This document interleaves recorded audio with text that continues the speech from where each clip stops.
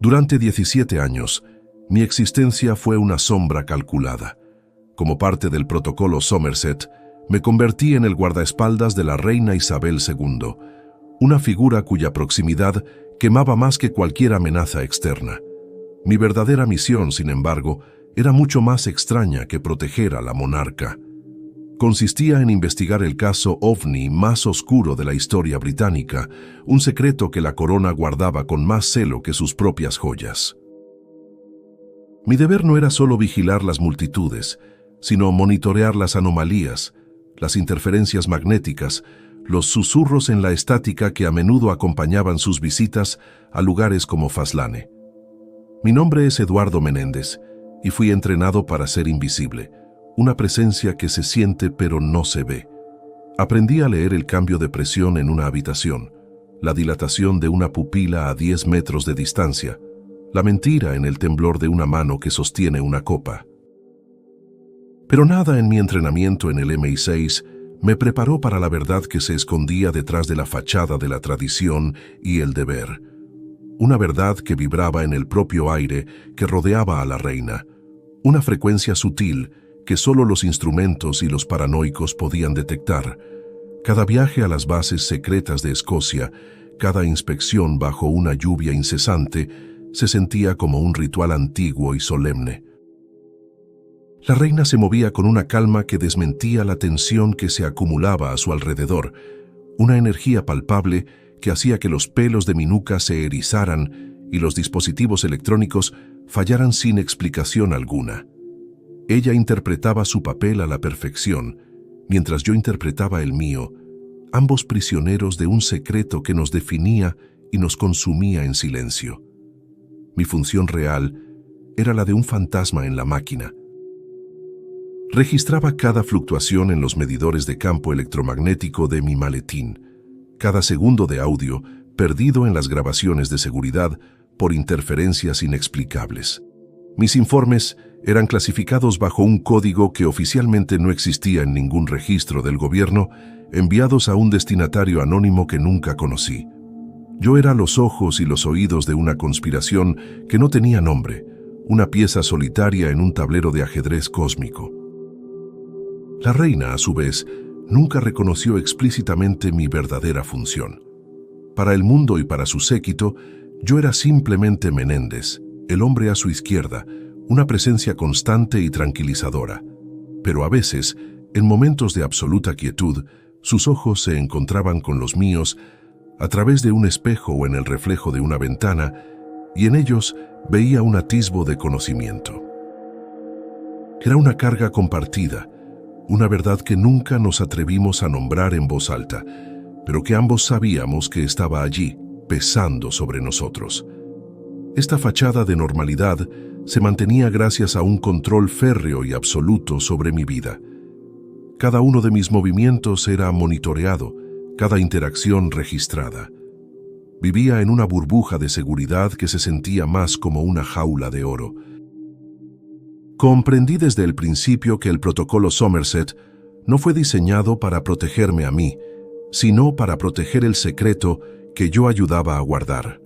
Yo era completamente prescindible, un guardián temporal de un misterio eterno, y mi lealtad era la única armadura que poseía. El recuerdo de mi padre era una brasa constante en lo más profundo de mi ser. Él también había servido en el MI6, pero desapareció durante un supuesto accidente de entrenamiento en las tierras altas de Escocia en 1966. El informe oficial era una obra de ficción burocrática, una mentira tan pulcra y bien construida que olía a encubrimiento a kilómetros de distancia. Crecí con esa ausencia, una pregunta sin respuesta que se convirtió en el motor silencioso que me impulsó a unirme al servicio, buscando respuestas que no sabía si quería encontrar. La atmósfera en la base naval de Faslane siempre era opresiva, un peso tangible en el aire. El olor a sal marina se mezclaba con el hedor a metal frío y la energía latente de las cabezas nucleares que dormían bajo las turbias aguas del fiordo. La base era una fortaleza, diseñada para resistir el fin del mundo. Sin embargo, Siempre tuve la sensación de que el verdadero peligro no venía del exterior, sino de algo que ya estaba dentro, algo que la propia base había sido construida para contener, vigilar y, sobre todo, ocultar de la humanidad. Durante una visita en septiembre de 2004, la sensación de inminencia era diferente, más densa. El aire crepitaba con una tensión desconocida que no era humana. Los técnicos parecían más nerviosos de lo habitual, los oficiales más reservados y esquivos. La reina mantenía su compostura de acero, pero noté que sus manos, generalmente firmes, temblaban ligeramente mientras revisaba los informes en su despacho. Esa noche, mi vigilia de 17 años estaba a punto de terminar de la forma más abrupta y aterradora posible. La mañana del segundo día, el equilibrio cuidadosamente construido se rompió en 1000 pedazos. Esperaba fuera del ala de comunicaciones externas mientras la comitiva se preparaba para una inspección de rutina de los sistemas de sonar.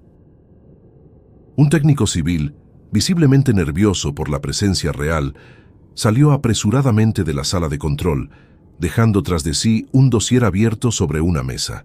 La portada era de un color rojo oscuro, casi negro, con un sello que nunca había visto en toda mi carrera. El encabezado me heló la sangre en las venas. El título era Nebula X.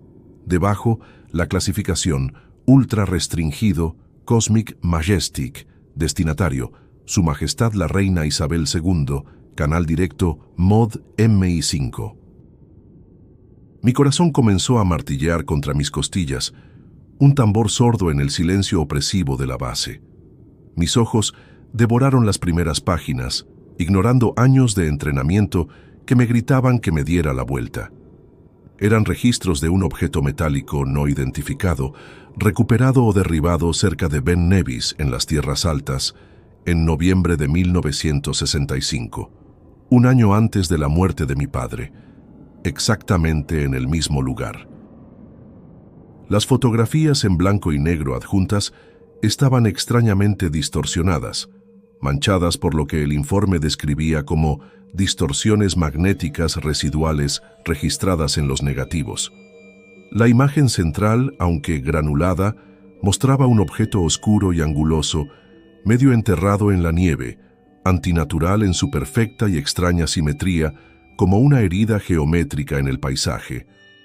Un informe técnico adjunto describía una anomalía que desafiaba la física conocida. El casco del objeto no era estático.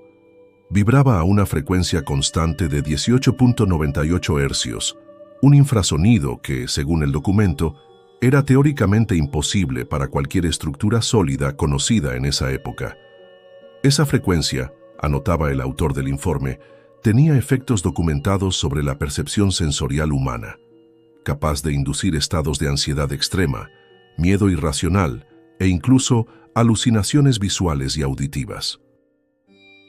No era solo un trozo de metal inerte caído del cielo, era una máquina, un dispositivo diseñado para interactuar directamente con nuestra biología de la forma más sutil y perturbadora. Me di cuenta de que no estaba leyendo un informe de accidente, sino la descripción de un arma, o algo mucho peor. El técnico volvió corriendo, me vio, y el pánico se apoderó de su rostro.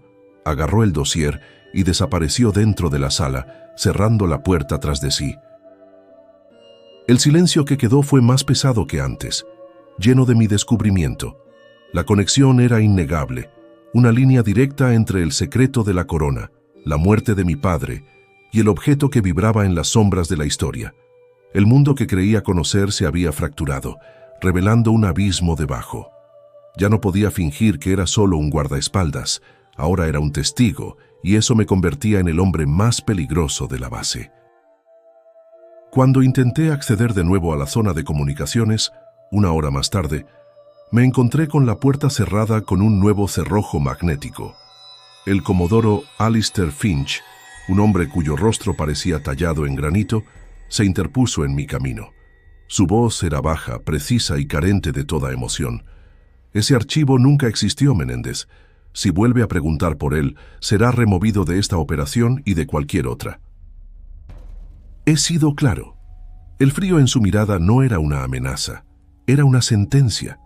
Esa misma tarde, un oficial de protocolo me informó que mi teléfono móvil personal sería reemplazado debido a interferencias operacionales anómalas.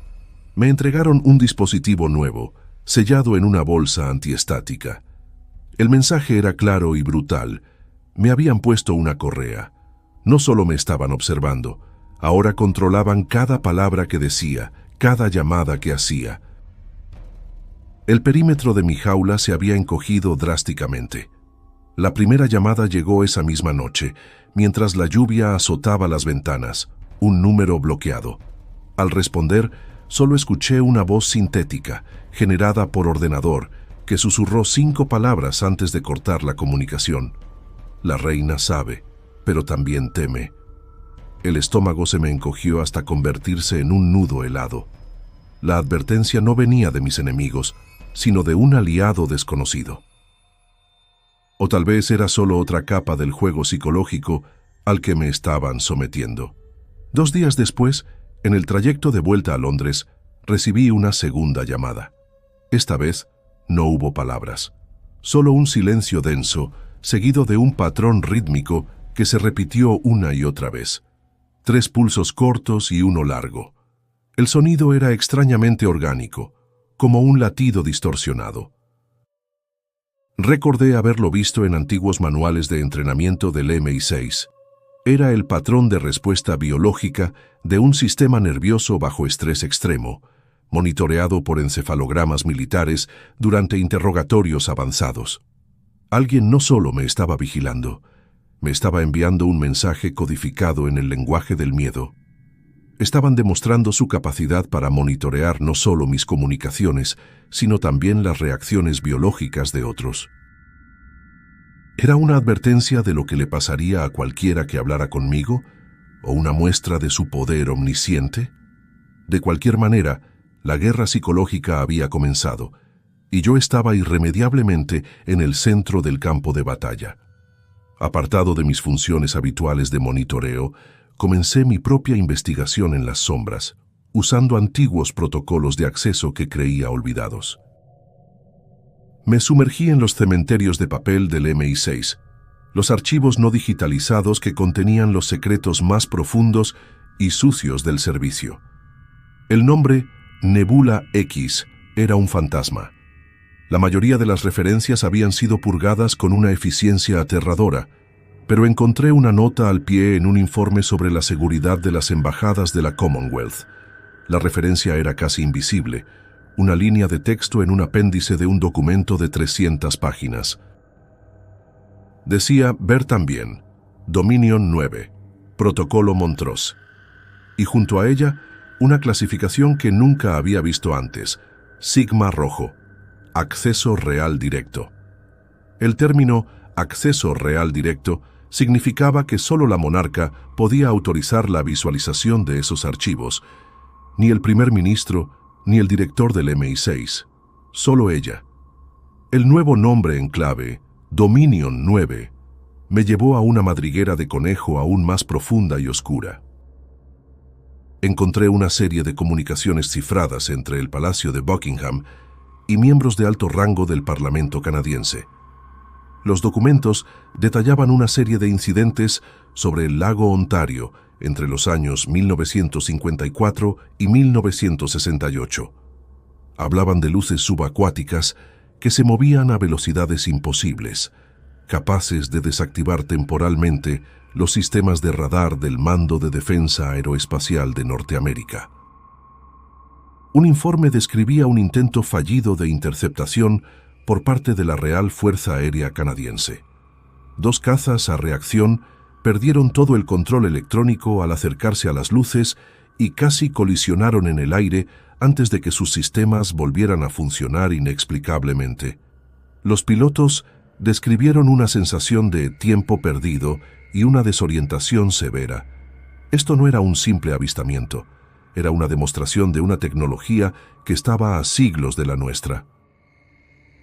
La conexión era innegable y aterradora. El incidente de Ben Nevis no había sido un evento aislado.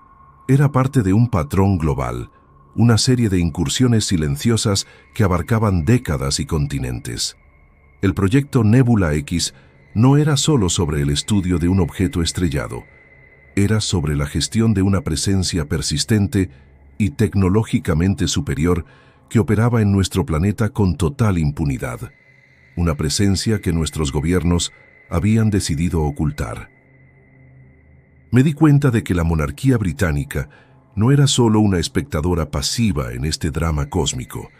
Estaba en el centro mismo de la red de información, actuando como un nexo, un canal de comunicación seguro entre naciones que oficialmente se consideraban enemigas durante el apogeo de la Guerra Fría.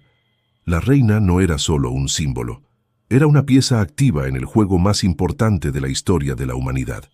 La verdad que se desplegaba ante mí era monumental. No se trataba de pequeños hombres verdes ni de platillos volantes.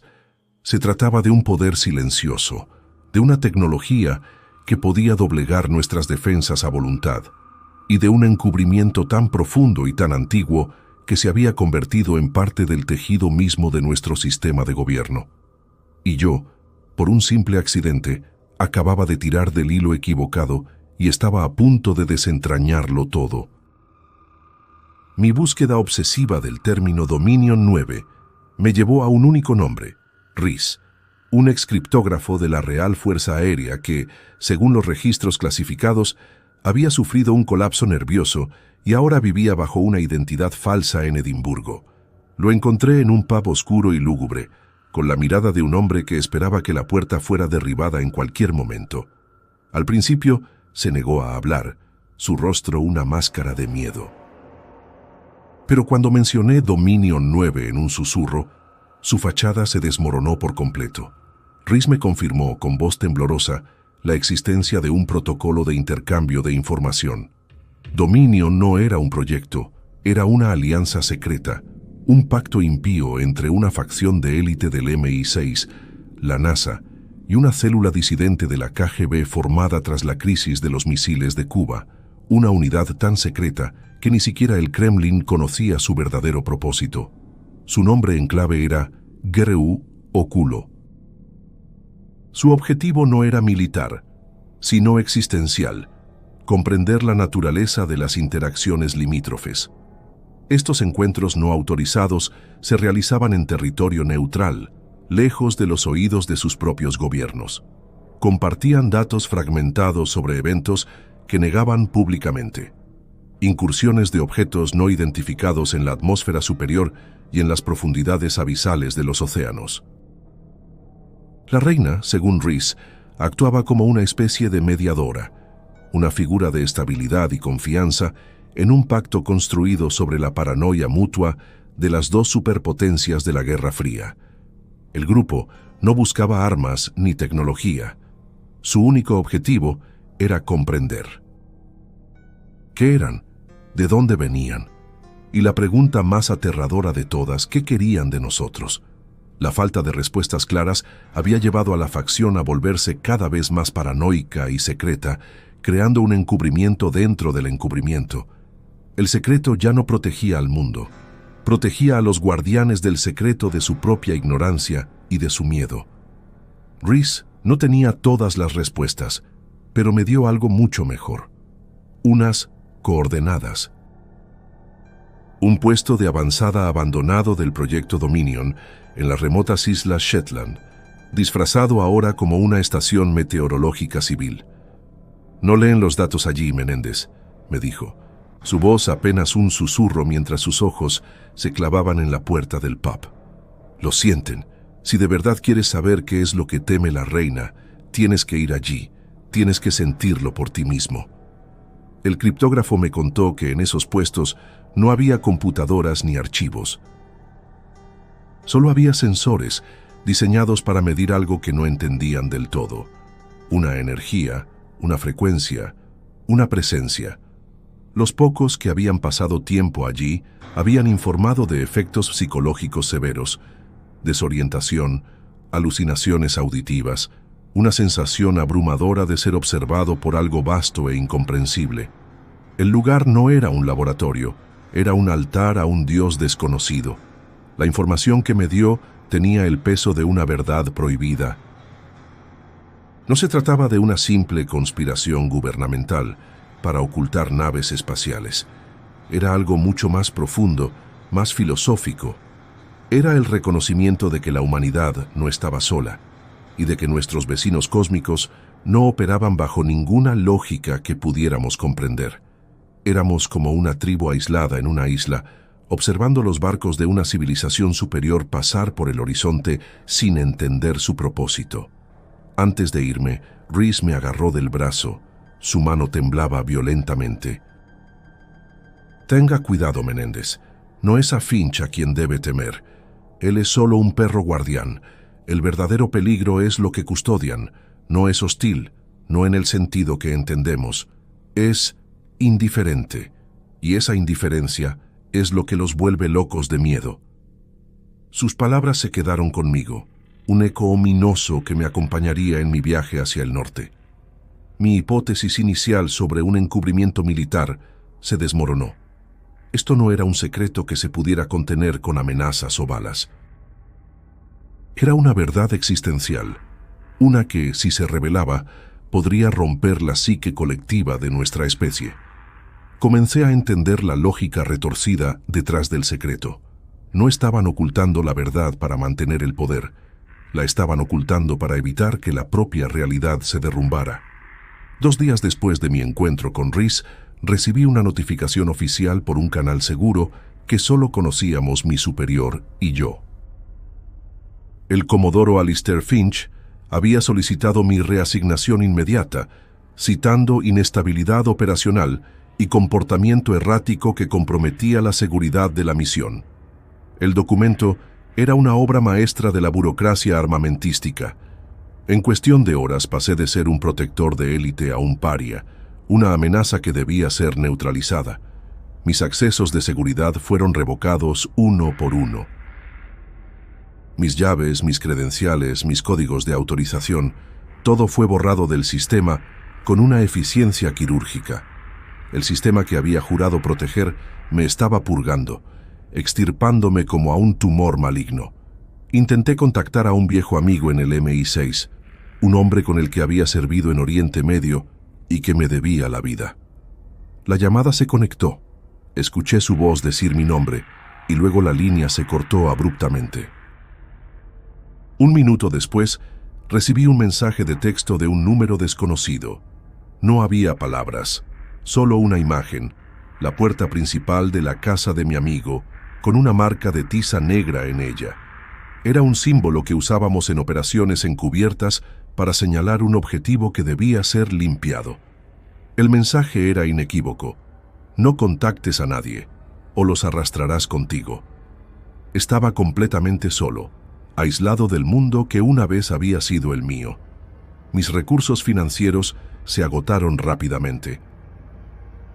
Mi cuenta bancaria fue congelada bajo una vaga orden de seguridad nacional. Tuve que vender mi coche clásico, mi único lujo, por una fracción de su valor en un concesionario de segunda mano para conseguir efectivo. Comencé a moverme de un hotel barato a otro, pagando siempre en efectivo, sabiendo que cada transacción, cada cámara de seguridad, era un punto en el mapa que Finch y su equipo estaban dibujando para encontrarme. La paranoia dejó de ser una herramienta profesional para convertirse en mi estado natural de existencia. El peso de la vigilancia constante era aplastante. Cada rostro en la multitud parecía un observador. Cada coche que se detenía cerca era una amenaza potencial. El mundo se había transformado en un laberinto de peligros, y yo estaba en el centro, sin un mapa ni una salida. La soledad era un frío que se me metía en los huesos, más penetrante que el invierno escocés. El zumbido en mi cabeza comenzó sutilmente. Un sonido bajo, persistente, justo en el borde de mi audición. Al principio lo atribuí al estrés, a los fluorescentes de los hoteles de mala muerte, al motor de una nevera vieja. Pero el sonido me seguía a todas partes. A veces aumentaba de intensidad hasta convertirse en una presión física dentro de mi cráneo, dejándome mareado y desorientado. Era la misma frecuencia del informe de Nébula X, 1898 hercios. La pregunta me carcomía día y noche. ¿Era real una manifestación de la tecnología que investigaba o me estaba volviendo loco? Empecé a dudar de mis propios sentidos. En las calles abarrotadas, me parecía ver rostros familiares que me observaban solo para descubrir que eran maniquíes en un escaparate. La línea entre la vigilancia de Finch y mi propia paranoia se desdibujaba hasta desaparecer. Estaban convirtiendo mi mente en mi propia prisión, el arma más efectiva de todas. Una noche, en un hotel decrépito de Glasgow, el zumbido se volvió insoportable. Me acurruqué en el suelo del baño, con las manos apretadas sobre las orejas, pero el sonido no venía de fuera, venía de dentro. Cerré los ojos y vi destellos de imágenes inconexas, la forma angular y oscura del objeto en Ben Nevis, la cara pálida y asustada de mi padre en una foto antigua, los ojos fríos y sin vida del Comodoro Finch. Eran los fragmentos de un rompecabezas que amenazaba con destrozar mi cordura. Con el poco dinero que me quedaba, compré un billete de ferry a Edimburgo bajo un nombre falso. Necesitaba hablar con Rhys de nuevo, desesperadamente. Necesitaba una confirmación externa de que no estaba imaginando todo, de que el zumbido era real. Encontré su pequeño apartamento en un callejón oscuro y húmedo. La puerta estaba entreabierta. Un escalofrío, frío como el acero, recorrió mi espalda. Desenfundé mi arma y entré con la cautela de un animal acechado. El lugar estaba completamente destrozado. Los muebles volcados, los papeles esparcidos por el suelo como hojas de otoño, el olor a miedo y a violencia impregnando el aire. Rhys no estaba allí. En la pared del salón, pintada con spray negro y con una caligrafía apresurada, había una única palabra: silencio. Finch no solo me estaba siguiendo, estaba un paso por delante, limpiando el camino detrás de mí, borrando cada pista, cada testigo, cada migaja de verdad que yo había logrado encontrar. Cualquier ilusión de que yo controlaba esta investigación, de que era el cazador, se hizo añicos en ese instante. Yo no era el cazador, era el cebo en una trampa que se cerraba inexorablemente a mi alrededor. Mientras registraba el apartamento en busca de alguna pista que hubieran pasado por alto, mi teléfono sonó. Era un número desconocido. Contesté, esperando una amenaza, pero lo que escuché fue mucho peor. Era una grabación. La voz de Rhys, temblorosa y ahogada por el pánico. «Lo saben, Menéndez. Saben que hablé contigo, van a...» La grabación se cortó con un sonido seco, un golpe sordo y un grito ahogado que me heló la sangre. Luego, silencio por un segundo, seguido de la voz fría y calculada del Comodoro Finch. «Lección aprendida, Eduardo. Algunas verdades deben permanecer enterradas, por el bien de todos». Colgaron. La grabación fue la última gota. Mi plan de descubrir la verdad desde dentro del sistema se había derrumbado por completo. Mi red de contactos estaba muerta, o aterrorizada hasta el punto de la sumisión. Mi reputación, mi carrera, mi vida entera, todo había sido sistemáticamente demolido y quemado hasta los cimientos. Mientras huía del apartamento de Rhys, vi mi rostro en las noticias de un televisor en un escaparate. Se había emitido una orden de arresto en mi contra por traición y espionaje. Me habían convertido en el villano de mi propia historia. El sistema que había jurado proteger con mi vida ahora me cazaba como a un animal rabioso. No tenía a dónde ir. No tenía a nadie a quien recurrir. La estructura de mi vida se había desintegrado por completo, dejándome solo con la verdad tóxica que había desenterrado y las coordenadas de las Islas Shetland. Era mi única opción, mi último movimiento desesperado en un juego que ya había perdido. Era un descenso voluntario al infierno, porque el infierno era el único lugar donde aún podía encontrar respuestas. Conseguí un pasaje en un carguero que iba a las Shetland, trabajando a cambio del viaje, manteniendo la cabeza baja, mi rostro oculto bajo una gorra mugrienta. Durante la travesía, las frías y grises aguas del Mar del Norte parecían un presagio de la desolación que me esperaba. Había perdido mi nombre, mi pasado y mi futuro. Solo me quedaba la misión, una obsesión pura y dura que me mantenía en pie, un paso tras otro. El colapso total de mi mundo no me había roto. De una manera extraña, me había liberado. Ya no tenía nada que perder. Y un hombre sin nada que perder es el tipo de hombre que Finch y sus amos nunca podrían controlar. El viaje en el carguero fue un purgatorio de sal, óxido y soledad. El zumbido en mi cabeza era un compañero constante. A veces un susurro, a veces un grito silencioso. La duda se había convertido en mi sombra. ¿Estaba siguiendo un rastro de pistas reales o estaba persiguiendo los fantasmas de mi propia mente fracturada? La posibilidad de que Finch tuviera razón, de que yo fuera operacionalmente inestable, era un veneno que se filtraba en mis pensamientos. Comencé a analizar cada recuerdo, cada pieza de evidencia, buscando fallos en mi propia lógica. ¿El dossier Nebula X era real o una alucinación inducida por el estrés? ¿Las llamadas anónimas fueron una táctica de guerra psicológica o simples bromas crueles del destino?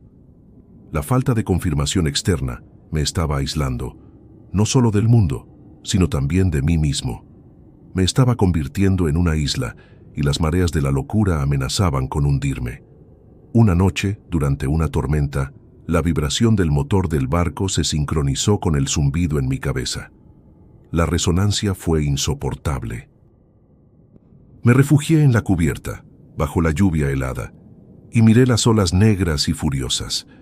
Por un momento, consideré dejarme caer, terminar con todo, silenciar el ruido para siempre.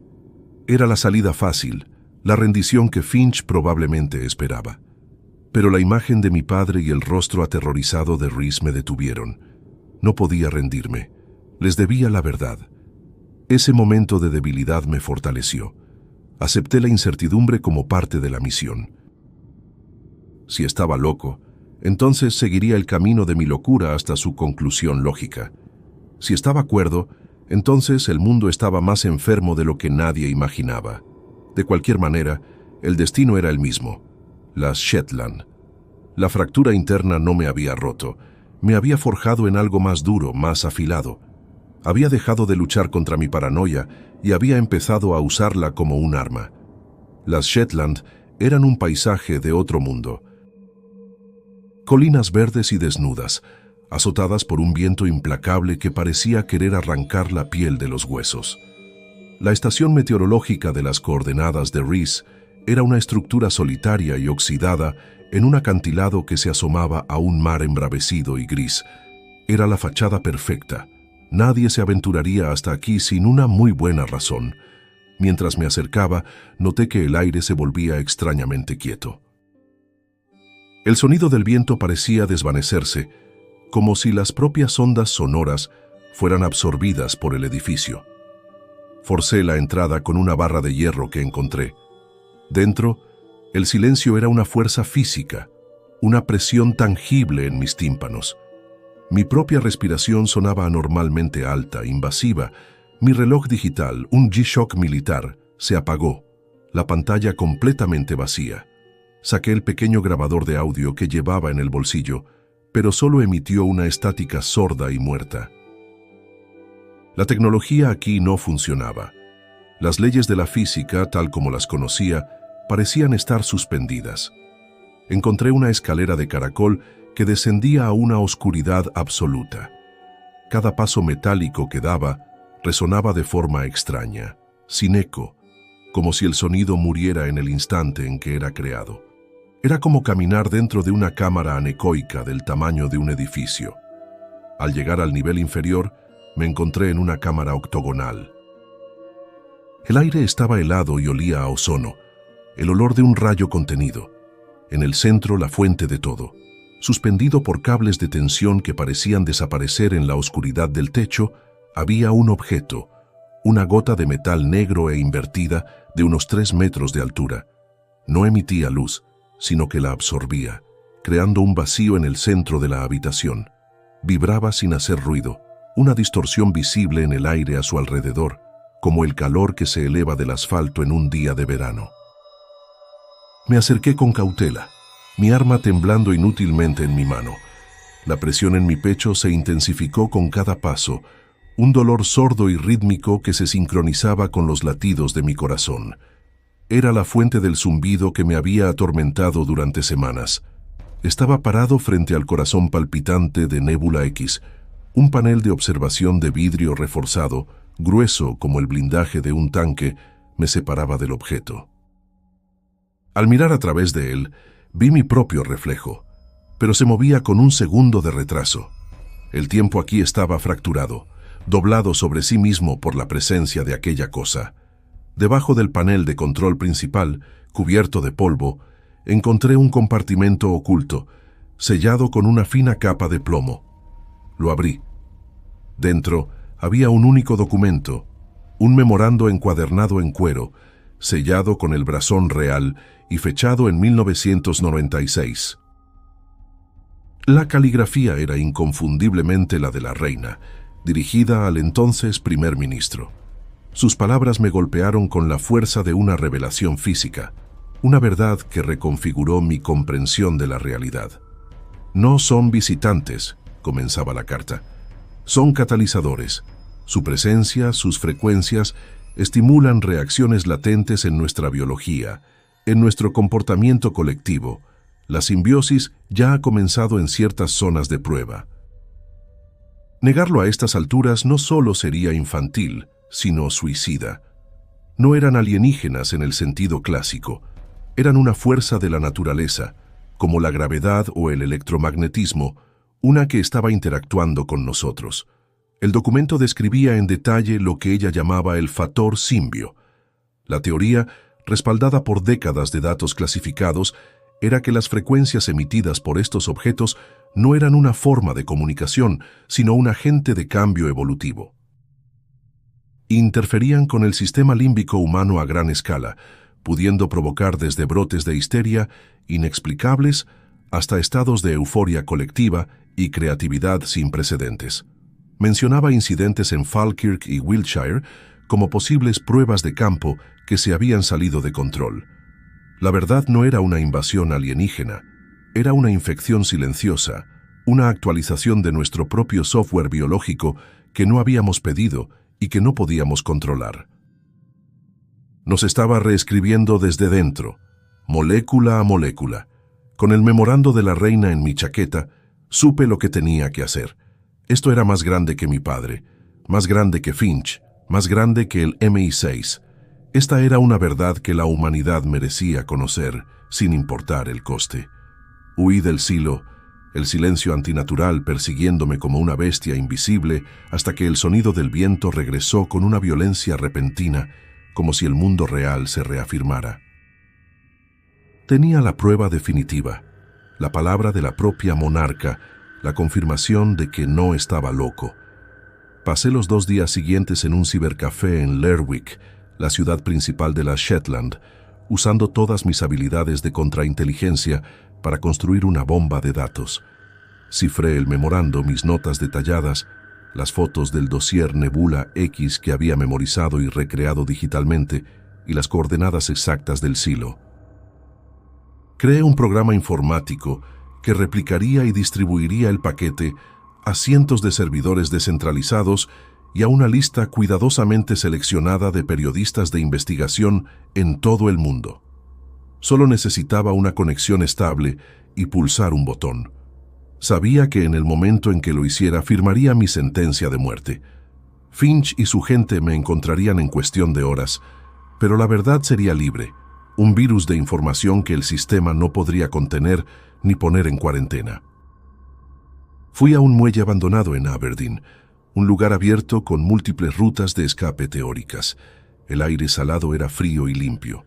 Era el lugar perfecto para mi acto final de desafío. Conecté mi portátil a una red satelital encriptada. El cursor parpadeaba sobre el botón de enviar. No lo haría si fuera tú, Eduardo. La voz calmada y fría de Finch cortó la noche. Estaba de pie al final del muelle, flanqueado por 2 agentes con ropa de civil. No había venido a arrestarme. Su rostro no mostraba ira, sino una extraña clase de cansancio, como el de un médico que tiene que dar malas noticias. Lo que crees que estás haciendo no es heroico, es un acto de terrorismo biológico. Liberar esa información causará un pánico global que no puedes ni imaginar. Se acercó lentamente, sus manos a la vista.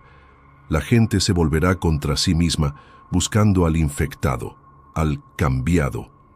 Provocarás una caza de brujas a escala planetaria, una guerra civil basada en la paranoia.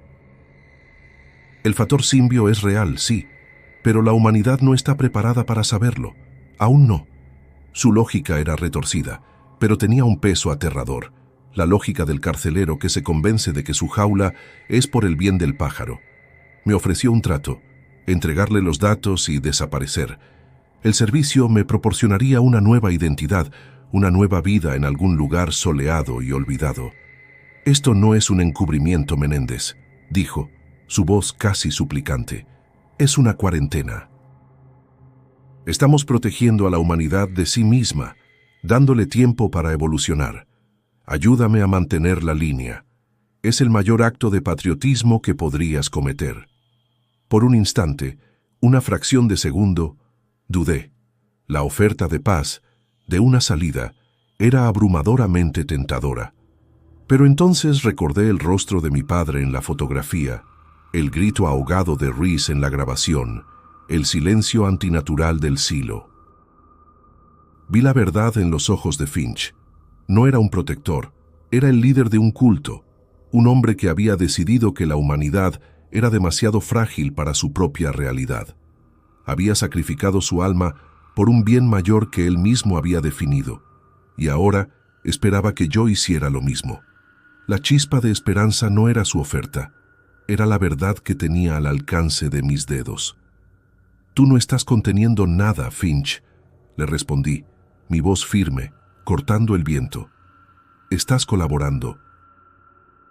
Eres el sumo sacerdote de un nuevo Dios oscuro y estás sacrificando la verdad en su altar».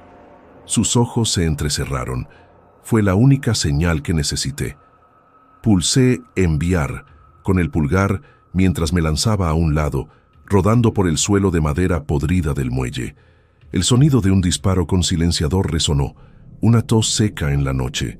El programa de carga se había iniciado. La lucha fue un borrón de violencia desesperada y calculada. Conseguí desarmar a uno de los agentes, usando su cuerpo como escudo humano contra el segundo. Finch no disparó de nuevo. Se abalanzó sobre mí.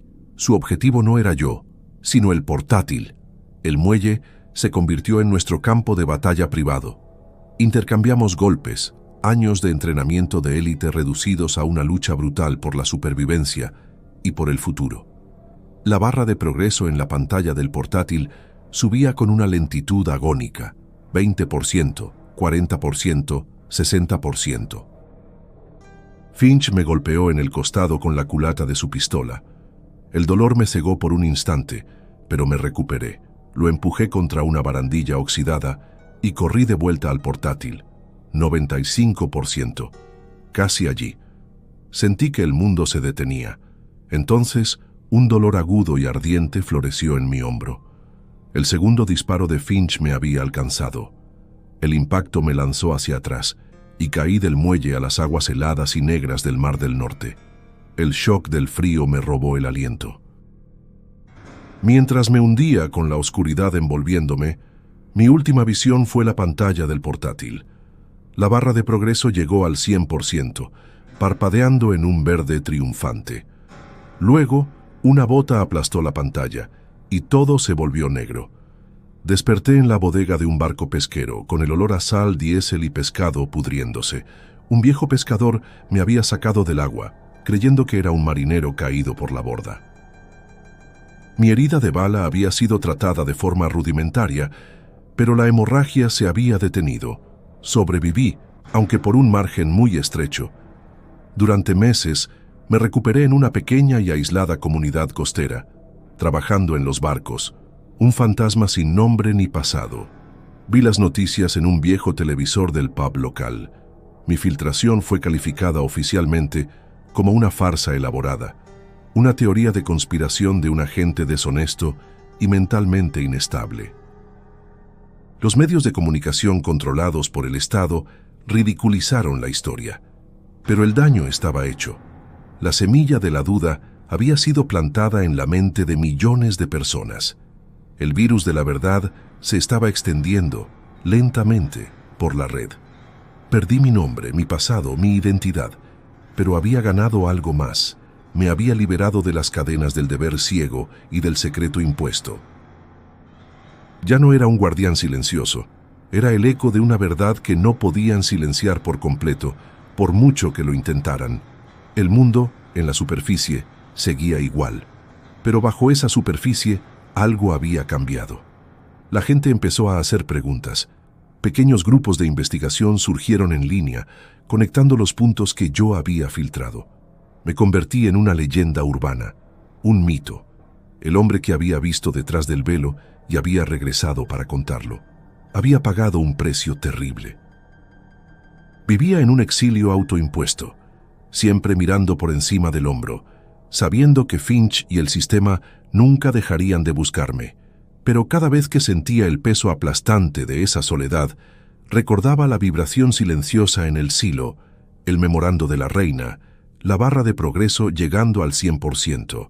Había cumplido mi misión, no la que el MI6 me había asignado, sino la que yo había elegido, y esa elección me había transformado para siempre, de un soldado a un rebelde. De un guardián a un libertador. El poder del encubrimiento residía en el silencio y el control. Al romper ambos, les había asestado un golpe del que nunca se recuperarían por completo, sin importar cuántas veces me desacreditaran.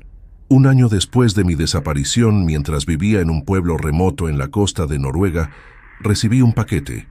No tenía remitente, solo un sello postal de las Hébridas exteriores. Dentro no había ninguna carta, ninguna explicación. Solo un pequeño sobre de vitela, lacrado con el blasón real. Mi corazón se detuvo por un segundo. Lo abrí con manos temblorosas. Dentro había una única hoja de papel con unas coordenadas y una frase. Las coordenadas apuntaban a Saint Kilda, un archipiélago abandonado y el lugar más remoto de las Islas Británicas. La frase estaba escrita a mano, con la caligrafía inconfundible de la reina. Era una advertencia, o tal vez una invitación. Si escuchas el sonido antes de ver la luz, ya es tarde. Comprendí en ese instante. Ella sabía que yo sobreviviría. Había planeado que Finch me acorralara. Mi filtración no fue un acto de rebelión. Fue un movimiento calculado en su propio juego. Un juego mucho más largo, antiguo y complejo de lo que yo había imaginado. El memorando que encontré mencionaba una proyección, un estudio de ciclos llamado el ciclo M31, un patrón de eventos anómalos que se alineaba cada 22 años con una precisión aterradora. El próximo ciclo, según sus propios cálculos, comenzaría en 2026. La reina no me había despedido. Me había enviado a la siguiente línea del frente de una guerra que se libraba en las sombras. Mi guerra no había terminado. Acababa de comenzar. Y yo era su soldado fantasma, su agente rebelde, en marcha hacia el corazón de una tormenta que estaba a punto de desatarse sobre el mundo. Ella no quería que el secreto se mantuviera, quería que se transformara. Quería preparar a la humanidad, no protegerla en la ignorancia. Y yo era su catalizador. Miro el océano gris desde la costa de Noruega, las coordenadas de San Kilda grabadas en mi mente. El zumbido en mi cabeza ya no es una tortura, es una brújula. La reina jugó su carta, Finch jugó la suya y yo jugué la mía. Ahora el tablero está listo para el siguiente movimiento. El ciclo M33 se acerca y esta vez el mundo no estará completamente a oscuras. Esta vez habrá alguien esperando en las sombras para encender una luz. No sé lo que encontraré en San Kilda, pero sé que no puedo dar la espalda. Ya no soy Eduardo Menéndez, agente del MI6. Soy un testigo. Soy un eco. Y mi voz, junto con la de otros que sin duda despertarán, se alzará para encontrar la verdad. La simbiosis ha comenzado, y nosotros, la humanidad, debemos decidir si será una conquista silenciosa o un renacimiento consciente. La elección, por primera vez, es nuestra.